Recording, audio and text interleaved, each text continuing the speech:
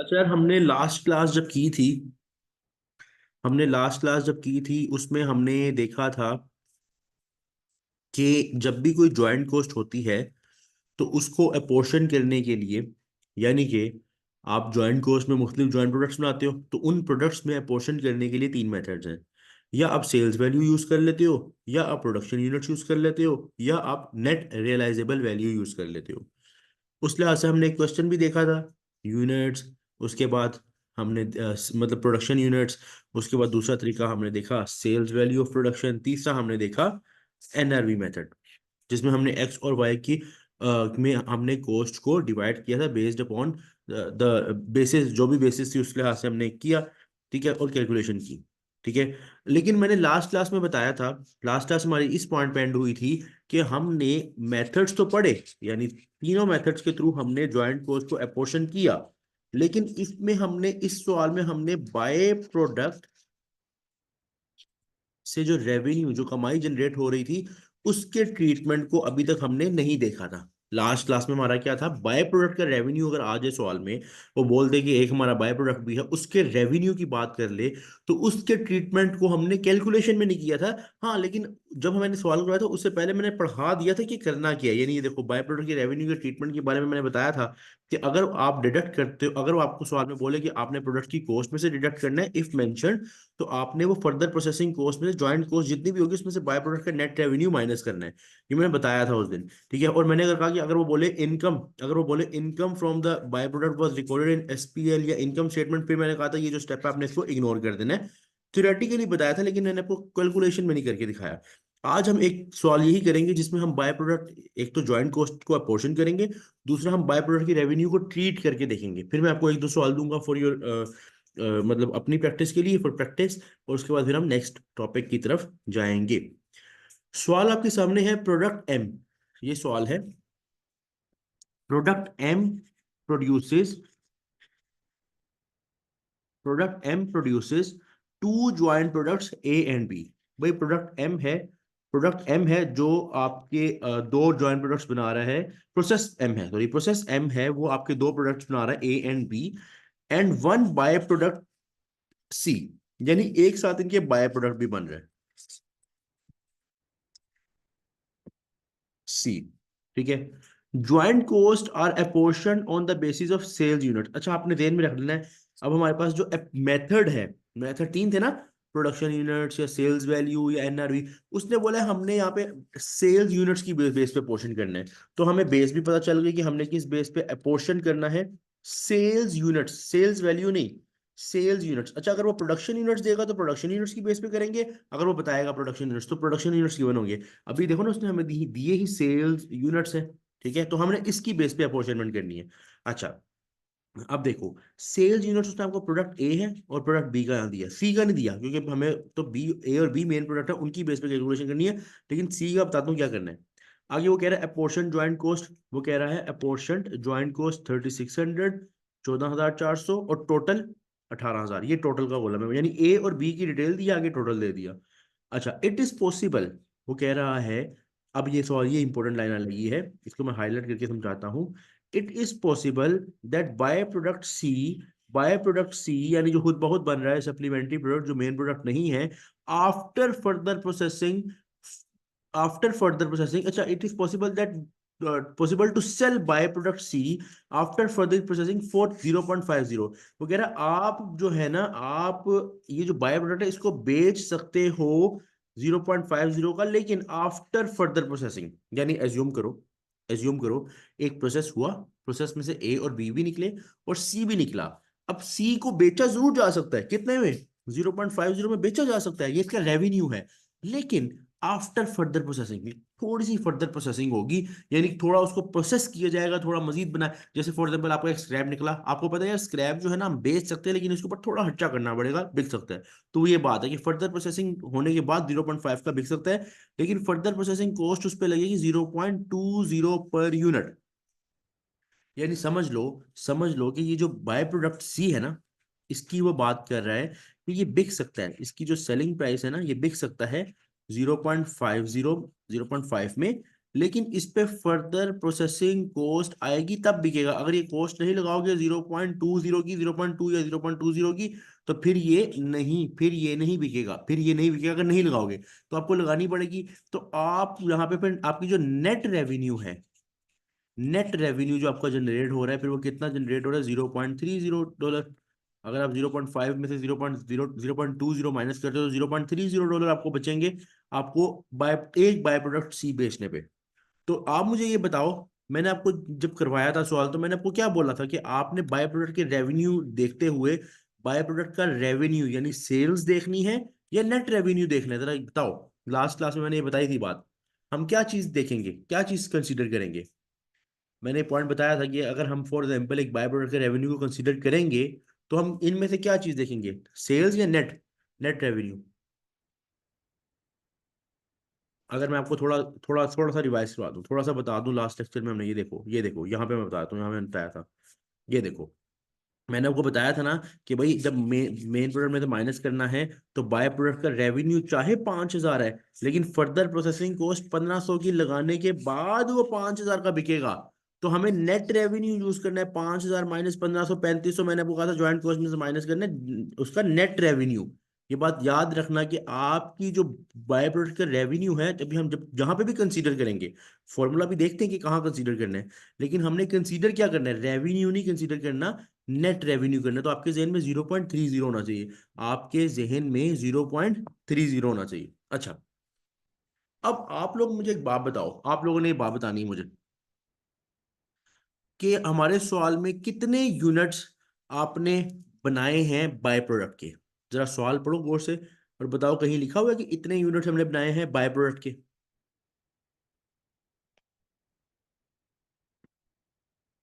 जरा सवाल पढ़ो और बताओ, कहीं लिखा हो? सबने बताना, सबने बताना, सबने, कोई भी चुप नहीं बैठेगा, सबने बताना है चैट में।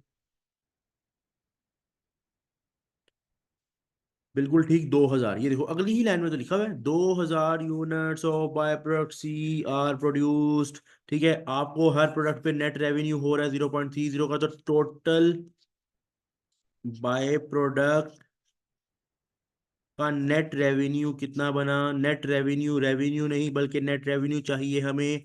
एक प्रोडक्ट पे अगर 0.3 बन रहा है और आपके पास टोटल है 2,000 यूनिट्स, तो मुझे बता दो ना, मुझे बता दो कितने बनेंगे, कितना रेवेन्यू जनरेट होगा, नेट रेवेन्यू 600 का।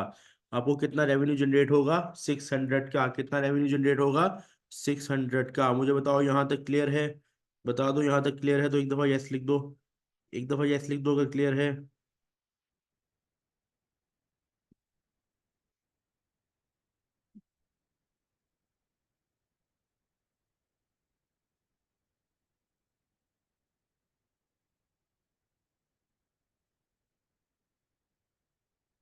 अच्छा, अब आपको 600, 600 आपको आ गया। अब आपका अगला प्रोसेस क्या है? अब यहाँ पे मेन प्रोसेस आने लगा है। अब हमने सबसे पहले यहाँ देखना है मेथड कौन सा है, और मेथड हमारे पास आपके मुताबिक मेथड क्या गिवन है, क्या गिवन है? वैसे मैंने तुम्हें बताया अभी, आप लोग बताओ क्या गिवन है। एक्टिव होके करना है, कौन सा मेथड गिवन है? एनआरवी मेथड है, कौन सा मेथड है, तेरा बताओ।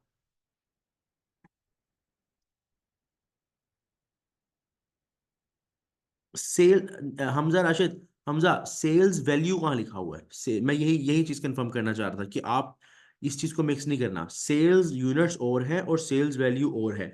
अगर आप सेल्स वैल्यू यूज कर लोगे, यूज कर तो सकते हो, वैल्यू गिवन है, कोई ना कोई करके कैलकुलेशन कर दो, आपका आंसर गलत हो जाएगा, आंसर गलत हो जाएगा। उसने बोला सेल्स के यूनिट्स, अगर प्रोडक्शन यूनिट्स बोलता हम प्रोडक्शन यूनिट्स यूज करते।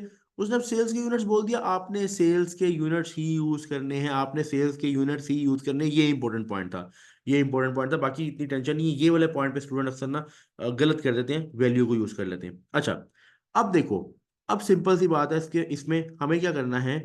हमें ये करना है कि अगर आप देखो अगर आप देखो तो ए और बी, मेनली हमारा जो काम है, हमने ये बताना है ए और बी में कितना कितनी कितनी वैल्यू आनी है। नॉर्मली अगर एज्यूम 2 मिनट के लिए सोचो कि अगर ये बाय प्रोडक्ट का रेवेन्यू ना होता तो हम नॉर्मली क्या करते हैं? हम नॉर्मली, हमें पता है कि अगर हमें ए का खर्चा निकालना है तो इसका फॉर्मूला होगा कि जितनी भी ज्वाइंट कॉस्ट है उसको डिवाइड कर दो टोटल बेस, उसको डिवाइड कर दो टोटल बेस। टोटल बेस यानी यहाँ पे टोटल सेल्स वैल्यू, यहाँ पे हमारी बेस जो है सेल्स यूनिट्स है, सॉरी सेल्स यूनिट्स है, तो टोटल सेल्स यूनिट्स इनटू ए के सेल्स यूनिट्स, ऐसे ही हमने पढ़ा था ना, ऐसे ही हमने पढ़ा था ना कि जो बेस होगी उस पर डिवाइड करना और मल्टीप्लाई कर देना, टोटल बेस पे डिवाइड करना और मल्टीप्लाई कर देना जो भी रेलिवेंट प्रोडक्ट होगा। अच्छा, ए टोटल ज्वाइंट कॉस्ट जरा बताओगे, टोटल ज्वाइंट कॉस्ट कितनी है? टोटल ज्वाइंट कॉस्ट कितनी है जरा बता दोगे? टोटल ज्वाइंट कॉस्ट कितनी है, जो ज्वाइंट कॉस्ट टोटल जो दोनों में डिवाइड होनी है?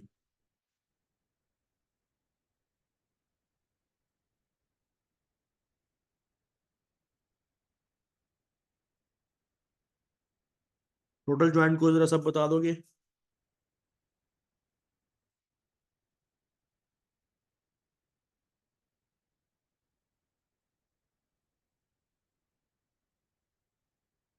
18 और ये 10,000 कहाँ पे की बना है? 10,000 किसने बोला है? टोटल ज्वाइंट कॉस्ट विशाल 10,000 कहाँ से आपने बताया?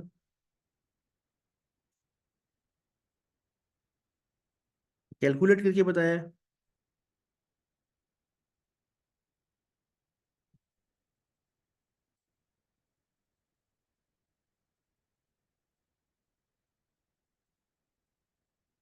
हाँ, जो आपकी टोटल ज्वाइंट कॉस्ट है वो 18,000 है, कैसे पता चला? ये देखो, उसने बोला ना अपोर्शन ज्वाइंट कॉस्ट और टोटल, ये देखो टोटल ज्वाइंट कॉस्ट कितनी, 18,000 है, टोटल 18,000 ही है।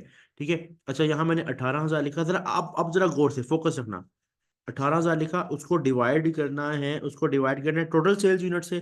टोटल सेल्स यूनिट आपके पास कितने, 10,000 डिवाइडेड बाय 10,000 यूनिट्स मल्टीप्लाई ए के सेल्स यूनिट्स। ए के सेल्स यूनिट्स कितने हैं? ए के सेल्स यूनिट है 2,000, मल्टीप्लाई 2,000 से होना है। अच्छा ठीक है, यहां तक तो नॉर्मल हो गया। अब बाय प्रोडक्ट के रेवेन्यू का ट्रीटमेंट अब मैं करने लगा हूं। अब बाय प्रोडक्ट के रेवेन्यू का ट्रीटमेंट करने लगा हूं। देखो ये रिक्वायर्ड में क्या लिखा हुआ है, इफ, ये अब बात आने लगी, if a bye product revenue is deducted from the main product cost. और मैंने तुम्हें ऊपर क्या बताया था, ये देखो, इधर देखो, bye product revenue deduct from the main product cost. तो इस केस में हमें थोड़ा हिलजुल करनी पड़ेगी, हमें थोड़ी कैलकुलेशन करनी पड़ेगी, और इसकी कैलकुलेशन सिंपल क्या है, उसने क्या बोला है कि मेन प्रोडक्ट की कॉस्ट में से माइनस कर दो ना। तो तुम वही करो ना, ज्वाइंट कॉस्ट मेन प्रोडक्ट की कॉस्ट ही तो है, मेन प्रोडक्ट यानी जो ज्वाइंट प्रोडक्ट है ए और बी, उनकी कॉस्ट क्या 18,000 ही तो है। इस केस में जस्ट तुमको ये करना है, इस 18,000 में से उस रेवेन्यू को माइनस कर देना है जो तुमने निकाला था टोटल 600 का रेवेन्यू इसमें से माइनस कर देना है। अगर यहाँ पे कोई सीन हो तो मैं 18,000 को डिवाइड करता 10,000 से मल्टीप्लाई 2,000। बस ये फर्क है, जो बाय प्रोडक्ट के रेवेन्यू को, ये फर्क है जब तुमने ज्वाइंट कॉस्ट लिखनी है ना। अगर वो बोले कि यार ये जो ज्वाइंट बाय प्रोडक्ट में से रेवेन्यू आया और उसके बाद वो रेवेन्यू आपके क्या कहते हैं, जो आपकी मेन प्रोडक्ट की कॉस्ट में से माइनस है, तो जब आप 18,000 लिखोगे या टोटल कॉस्ट जो भी ज्वाइंट कॉस्ट लिखोगे उसमें से उसको माइनस करोगे, फिर आंसर निकालोगे। जरा बताओ आंसर क्या आ रहा है, ए का आंसर क्या आ रहा है बताओ? पहले ऊपर कैलकुलेट कर लो, ज्वाइंट कॉस्ट आपकी आ गई 17,600, 17,400 सॉरी, उसको डिवाइड बाय 10,000 इंटू 2,000 करो, जरा बताओ आंसर क्या आ रहा है, ए का कितना हिस्सा आ रहा है? ए का कितना हिस्सा आ रहा है, कंफर्म कर दो।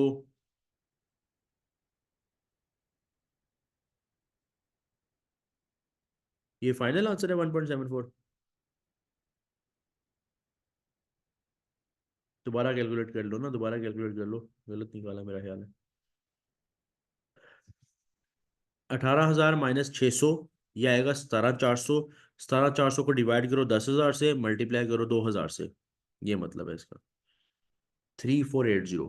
तो आपके पास आपकी टोटल कितनी कॉस्ट थी, जरा अगर आप देखो 18,000 की कॉस्ट थी, उसमें से 3,480 हमने एलोकेट कर दिया ए को, 3,480 एलोकेट कर दिया ए को। मुझे बताओ यहाँ तक क्लियर है? यहाँ तक क्लियर है? और बाय प्रोडक्ट का जो नेट रेवेन्यू है कैसे एडजस्ट करना है, ये क्लियर है? बता दो। यहाँ तक क्लियर है? ए का जो मैंने रेवेन्यू निकाला एक दफा देख लो, 2 मिनट लगा के समझ के देख लो, क्लियर है यहाँ तक? सब बता दो, सब बता दो।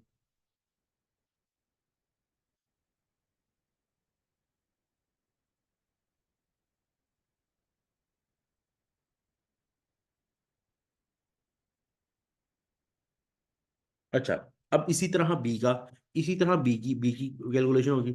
ये मैं चाहता हूँ कि बी का तुम बताओ, मैं चाहता हूँ कि बी का तुम बताओ, फॉर्मूला लगाओ और बताओ क्या आएगा। सेम इस बार भी वही है, कंसीडर यही करने के बाय प्रोडक्ट का जो रेवेन्यू है वो जो भी जिस तरह भी आएगा वो कैलकुलेट करो। सर, जी जी। ये जो आपने 600 वाली जो कैलकुलेशन की है बाय प्रोडक्ट नेट जी रेवेन्यू वाली, जी। ये थोड़ी सी बता देते हैं, या हमने 2000 से क्यों मल्टीप्लाई हाँ किया? मैं बता देता हूँ। बाय प्रोडक्ट सी है ये आपको पता है, और उससे आने उसको अगर हम बेचेंगे 0.50 लगेंगे, अगर 0.20 की फर्दर प्रोसेसिंग लगेगी। यानी 1 यूनिट अगर आप बाय प्रोडक्ट का बेचोगे तो 0.30 रुपीज आपको मिलेंगे नेट नेट रेवेन्यू। यहाँ तक क्लियर है? अच्छा। अब ये नेट रेवेन्यू आपको यहाँ तक क्लियर है, ठीक है। अब हमें क्या चाहिए, हमें तो क्योंकि हमारी यहाँ पे टोटल वैल्यू ना 18,000, हमें टोटल हम 0.30 तो माइनस नहीं कर सकते, हमें देखना टोटल कितना बना। तो उसने यहाँ पे क्या बोला ये देखो, उसने बोला कि 2,000 units of by product C are produce. तो उसने बता दिया ना कि अगर तुम्हें 0.30 रुपीज नेट रेवेन्यू बन रहा है 1 यूनिट पे, तो टोटल यूनिट्स हमने कितने बनाए?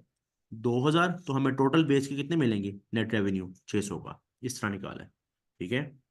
अच्छा, हमने इसको भी नेट किया ना, हाँ ये हाँ, जीरो जीरो पॉइंट इसको फाइव मल्टीप्लाई किया जीरो ना टोटल निकालने के लिए, उसने टोटल यूनिट्स दिए थे ना, ठीक है। अच्छा। और इसको हमने माइनस यहाँ पे कंसीडर करना है। बी का आंसर जरा सब बताओगे, बी का आंसर कैलकुलेट करके जरा बताओ।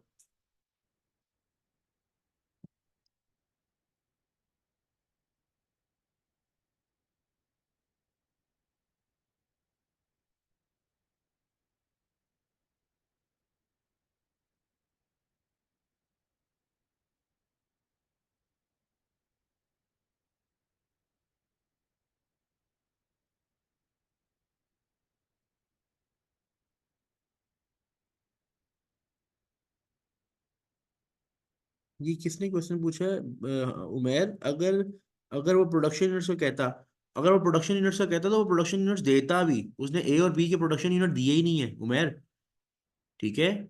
उसने ए और बी के प्रोडक्शन यूनिट्स दिए हैं, वो जो 2,000 ये यूनिट्स दिए हैं, ये उसने दिए हैं प्रोडक्शन यूनिट्स इसके, क्या कहते हैं, बाय प्रोडक्ट के। उसके लिए आप यूज कर सकते हो, उसके लिए आप यूज कर सकते हो, ठीक है। वो प्रोडक्शन यूनिट्स ही दिए हुए हैं 2,000 उसने, ठीक है। ये सेल्स यूनिट दी, लेकिन जितने बनेंगे उतने ही आपने बेचना। बाय प्रोडक्ट में ये तो नहीं होगा ना कि प्रोडक्शन और सेलिंग और दोनों सेम ही होंगे ना, जो जितने बने बाय प्रोडक्ट सारे ही बेचोगे, ठीक है।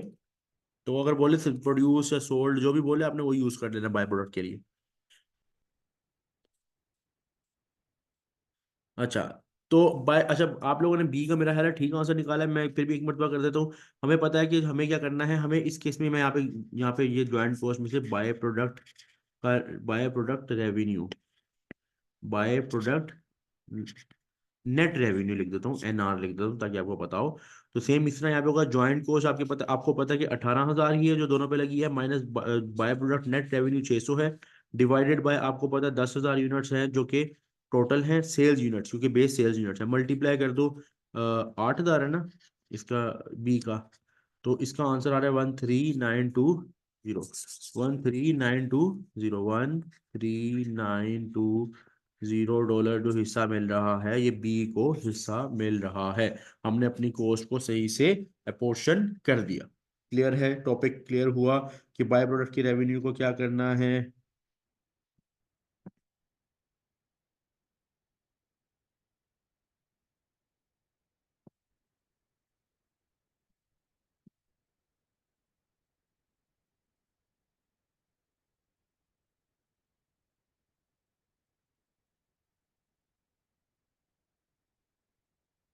सबको क्लियर है? जरा सब बता दो एक मरतबा, 100% क्लियर है? अगर अगर यहाँ पे लिखा होता सेल यूनिट्स की जगह प्रोडक्शन यूनिट्स, तो फिर हम यूनिट्स से मल्टीप्लाई कर देते हैं ना।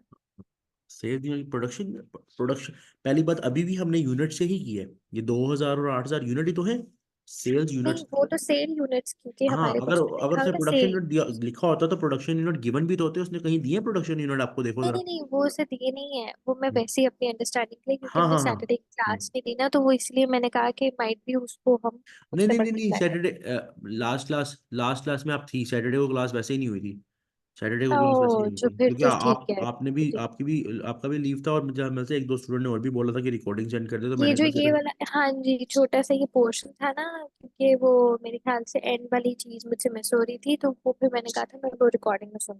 ठीक है। अच्छा अच्छा अच्छा, ठीक है ठीक है। क्लियर हो गया पॉइंट ये वैसे भी। अच्छा, एक क्वेश्चन मैं अब आपको दे रहा हूँ, टोटली आपको दे रहा हूँ क्वेश्चन, वो आपने करना है, मैं लिख रहा हूँ, टोटली आपने करना है।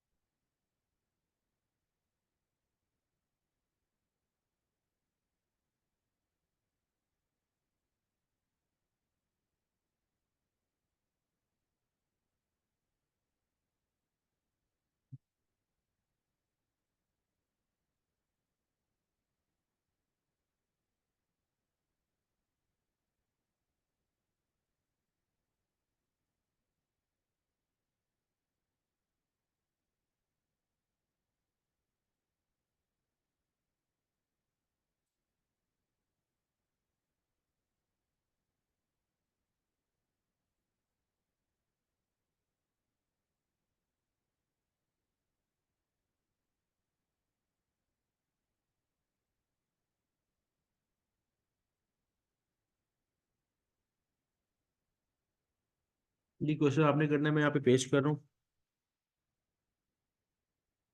आप लोग के पास सिर्फ 5 मिनट है, 5 मिनट है, इसको कैलकुलेट करके हर जितने भी प्रोडक्ट्स हैं उनकी ज्वाइंट कॉस्ट निकालनी है, जरा ध्यान से।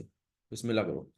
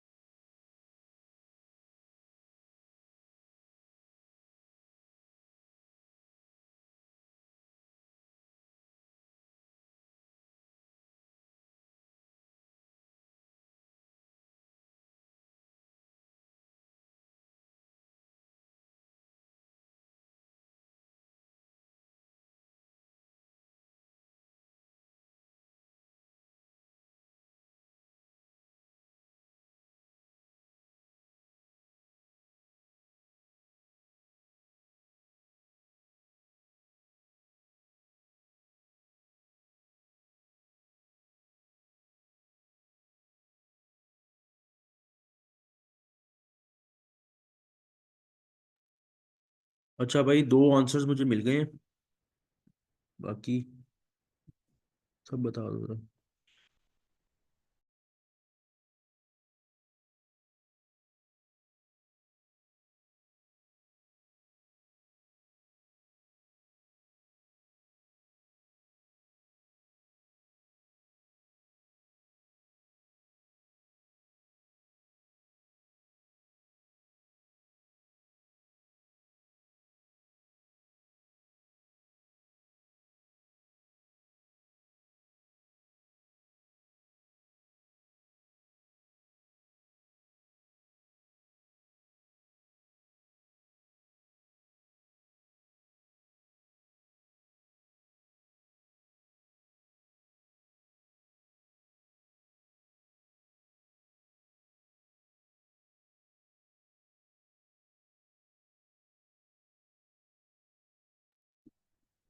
अच्छा, मैं एक मरतबा करवाता हूँ आपको ये MCQ। सबसे पहले देखो यार, वो कह रहा है, सब देख लो जरा, सब देख लो अब। वो कह रहा है a company produces two products along with a single by product, the joint process cost total 200,000। Joint process जो टोटल जॉइंट प्रोसेस है, जो जिसका हमने कॉस्ट को अपोर्शन करना है, वो हमारे पास 2 लाख आ गया। वो हमारे पास 2 लाख आ गया। Product A can be sold for 450,000। अच्छा, प्रोडक्ट ए, अभी ये नहीं पता हमें कि ये बाय प्रोडक्ट है या मेन प्रोडक्ट है, लेकिन हम देख लेते हैं। Product A can be sold for, यानी उसकी सेल्स वैल्यू लिखी हुई है 4.5 lakh, after additional processing of 250,000, पहली बात। Product B can be sold for 6 lakh, after additional processing of 2 lakh. अब बाय प्रोडक्ट, यहाँ पे बाय प्रोडक्ट की बात शुरू हुई, इसका मतलब पहले मेन प्रोडक्ट्स थी।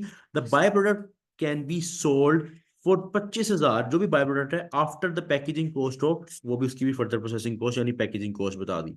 The by product is accounted for using the by product revenue deducted from main product cost approach. इसका मतलब ये हुआ कि इसको हमें कंसीडर करना है।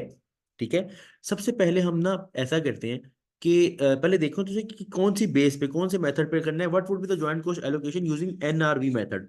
NRV method, net realisable value. इसमें मेरे को सेल्स वैल्यू, कोई प्रोडक्शन यूनिट्स, कोई सेल्स यूनिट्स नहीं यूज करने, बल्कि NRV यूज करनी है।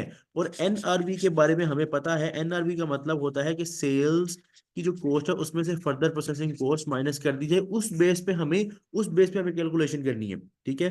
तो हम पहले तमाम प्रोडक्ट्स, तमाम यानी दो ही मेन प्रोडक्ट है, उनकी NRV निकाल लेते हैं, एक साइड पे कर लेते हैं, क्योंकि हमें यूज बेस वो करनी है। ठीक है। तो पहले मैं ए की NRV निकालूंगा और फिर मैं बी की NRV निकाल लेता हूँ। ए की NRV और बी की NRV।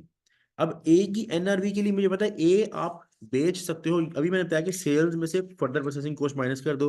तो सेल्स गिवन है 450,000, minus further processing cost 2.5 lakh.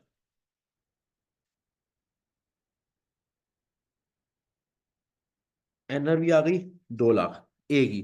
और इसी तरह बी की अगर बात करें, तो आप बी बेच सकते हो 6 लाख में।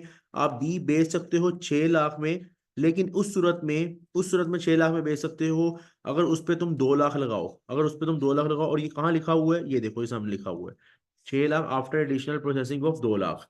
तो इसका मतलब NRV कितनी हो गई? 4 लाख।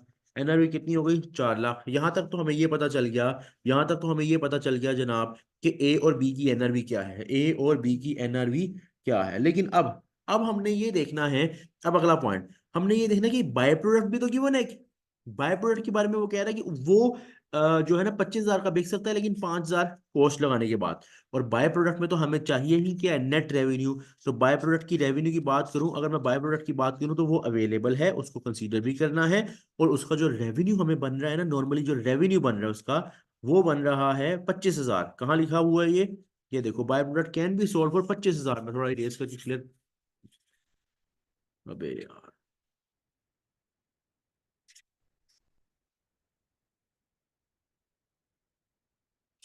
ये देखो, अब अगर मैं क्लियर करके तुम्हें हाईलाइट करके बता दूं, तो ये देखो 25,000 में आप बेच सकते हो, लेकिन आप 5,000 उस पर खर्चा होगा, फिर बेच सकते हो। पैक करके बेचोगे ना, पैकेजिंग कॉस्ट करनी है, तो इसमें से कॉस्ट माइनस कर दो। जो तुम्हारी 5,000 की कॉस्ट है, तो तुम्हें पता चल जाएगा बाय प्रोडक्ट का जो सिर्फ रेवेन्यू है वो 20,000 तुम्हें मिलना ही मिलना है। मिलना ही है तुम्हें ये रेवेन्यू। और ये रेवेन्यू कौन सा? Net revenue. ये नेट रेवेन्यू तुम्हें कितना मिल गया? 20,000 का। अब जब तुम कैलकुलेशन, क्योंकि तुम्हें पता है कि तुम्हें एनआरवीज यूज करनी है, ये बेस है तुम्हारी, इस बेस पे हम ऐसा करते हैं, टोटल भी निकाल लेते हैं। टोटल क्या आएगा, 2 लाख और 4 लाख का टोटल आएगा 6 लाख, क्योंकि हमें चाहिए होगी टोटल बेस, हमें चाहिए होती है ये टोटल बेस। तो 6 लाख मैंने टोटल भी कर लिया। अब हम आगे क्वेश्चन रह कुछ नहीं किया, बस सिंपल ये रह गया कि आपने ज्वाइंट कोस्ट को अपोर्शन करना है। कितनी ज्वाइंट कोस्ट है टोटल, 20,000 की ज्वाइंट कोस्ट है, ठीक है, सॉरी 2 लाख की ज्वाइंट कोस्ट है। अब फॉर्मूला, सबसे पहले ए की ज्वाइंट कोस्ट का हिस्सा निकालेंगे, फिर बी की अपोर्शनमेंट करेंगे। ए की फॉर्मूला लगाएंगे तो ज्वाइंट कोस्ट, सिर्फ ज्वाइंट कोस्ट नहीं बल्कि ज्वाइंट कोस्ट में से माइनस करना है बाय प्रोडक्ट नेट रेवेन्यू। अब मैं इसको इरेज करके वैल्यूज लिख रहा हूँ, ठीक है। ज्वाइंट कॉस्ट कितनी है मेरे पास, टोटल टोटल ज्वाइंट कॉस्ट थी ऊपर मैंने अभी पढ़ी 2 लाख, 2 लाख थी ना ज्वाइंट कॉस्ट। उसमें से मैं माइनस करूंगा ये वाला 20,000 नेट रेवेन्यू, मैंने आपको बताया नेट रेवेन्यू नेट सेल्स यहाँ से माइनस होंगी, divided by total base. Base total कितनी है, एनआरबी बेस है, टोटल कितनी है 6 lakh, divided by 6 lakh into A जो है, ए कितना है 2 लाख, ए है 2 लाख, तो ये मेरे पास आ जाएगा 60,000। उसके बाद सेम वैसे ही 2 lakh total cost minus 20,000 net revenue from by product divided by total base 6 lakh multiply 4 lakh, ये आ जाएगा 1,20,000। तो मैंने पूरी कॉस्ट को अपोर्शन कर दिया into A and be on the NRV basis. NRV को बेच सकते हो और बाय प्रोडक्ट की रेवेन्यू को कंसीडर करते हुए। बताओ क्लियर है यहाँ तक, क्लियर है यहाँ तक, जरा कंफर्म करो।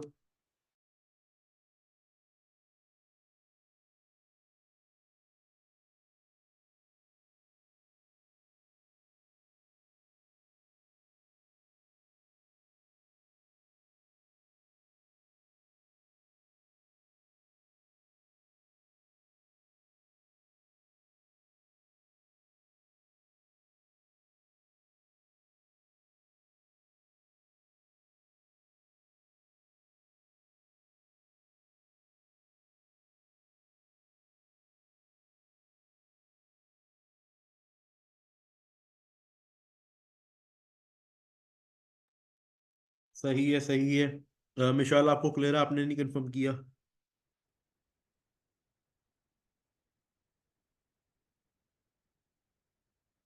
अगर कोई क्वेश्चन है तो पूछ लो।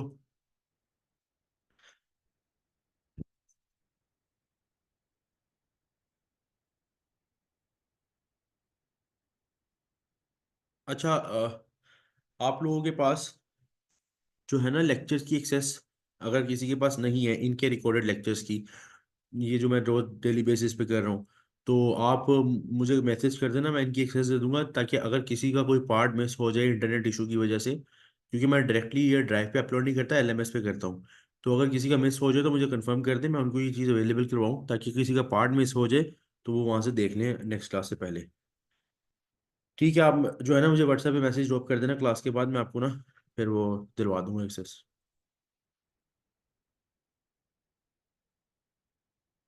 FA2 में capital structure and finance structure नहीं, फाइनेंस कोर्स नहीं है। F3 में है, FA2 में नहीं है। अच्छा, यहां तक हमने एक क्वेश्चन किया। अब एक टॉपिक है, वैसे वो टॉपिक हमने पढ़ लिया हुआ है, लेकिन just just for your revision, हम बार बार एक टर्म पढ़ रहे हैं, further processing cost. Further processing cost, ये बार बार हम क्यों टर्म पढ़ रहे हैं, क्यों मतलब कि पढ़ तो रहे हैं, ये बार बार जो टर्म पढ़ रहे हैं इसका मतलब क्या है, कि जब भी कभी आपका एक प्रोसेस चल रहा है और उस प्रोसेस को पूरा करने के लिए, उस प्रोसेस को पूरा करने के लिए आपको फर्दर प्रोसेसिंग करनी पड़ती है। जैसे अज्यूम करो ए और बी, ये नॉर्मली एक जॉइंट प्रोडक्ट है जो बन रहे हैं, ठीक है। अब हुआ ये बन के निकल आए, यानी कि ए बन गया और बी भी बन गया, ठीक है। अब ऐसा है कि बी जो बना, ए भी बन गया और बी भी बन गया, लेकिन बी के आगे मजीद फर्दर प्रोसेसिंग करना जरूरी है, फर्दर प्रोसेसिंग करना जरूरी है। अब एज्यूम करो फर्दर प्रोसेसिंग जो है आपने की, जो आपने फर्दर प्रोसेसिंग करके इसको बना दिया B1, ठीक है। बी एक अलहदा प्रोडक्ट है, B1 एक अलहदा है। बी है जब फर्दर प्रोसेसिंग नहीं हुई हुई, वैसे मेनली तो यहाँ से सेपरेट हो चुके हैं, ए और बी सेपरेट हो चुका है, पॉइंट ऑफ सेपरेशन आ गया, लेकिन बी के आगे फर्दर मजीद प्रोसेस हो सकता है। तो फर्दर प्रोसेसिंग, इसको मजीद फर्दर प्रोसेसिंग के लिए फॉर एग्जाम्पल 1,000 रुपये चाहिए। तो और मुझे एक बात बताओ, इस 1,000 लगाने के बदले ये जो रेवेन्यू जनरेट कर रहा है, ये रेवेन्यू जनरेट कर रहा है 2000 का है। तो ऑब्वियसली आप कहोगे ना कि हम फर्दर प्रोसेसिंग कर लेते हैं, आप कहोगे हम फर्दर प्रोसेसिंग कर लेते हैं, क्योंकि फर्दर प्रोसेसिंग तो हम 1000 की कर रहे हैं, लेकिन लेकिन फर्दर प्रोसेसिंग की वजह से हमें बच कितने रहे हैं पैसे, 2000। हाँ, अगर मैं बोलूँ कि यार यहाँ हम जो है ना इस बी को B1 में जब कन्वर्ट करते हैं, फर्दर प्रोसेस करते हैं, तो रेवेन्यू जो है वो 1000 से कम बनता है, यानी 1000 की वजह से 1000 से कम रेवेन्यू, फिर हम नहीं करेंगे फर्दर प्रोसेसिंग। तो फर्दर प्रोसेसिंग जस्ट ये है कि आप एक प्रोसेस में हो या कोई प्रोडक्ट बना, आप उसको आगे फर्दर प्रोसेस कर सकते हो। आप उस सूरत में करोगे अगर आपको फायदा होगा, अगर आपको नुकसान होगा तो ऑब्वियस ही बात है आप उस चीज को नहीं लेके चलोगे। लेकिन इसके सवाल जो है ना नॉर्मली किट के अंदर है, प्रैक्टिस के अंदर है, जो हमें वहां से करने हैं। एक दो सवाल है वहां बड़े इंपॉर्टेंट, वहां पे जब करवाऊंगा तो कॉन्सेप्ट ये प्रॉपर क्लियर करवा दूंगा, विद एग्जाम्पल वहां बता दूंगा, ताकि वहीं पे क्लियर हो जाएगा। प्रैक्टिस में जरूर तुम लोग आना। अच्छा, ये चैप्टर यहाँ पे ना प्रोसेस कॉस्टिंग तकरीबन तकरीबन क्या तो कंप्लीट एंड हो चुका है। अब इसकी प्रैक्टिस है जिसके अंदर हमें बाकी चीजें देखनी है, ठीक है। प्रैक्टिस इंशाल्लाह हम इसकी कल कंटिन्यू करेंगे, कल इसकी किट डे है, और कल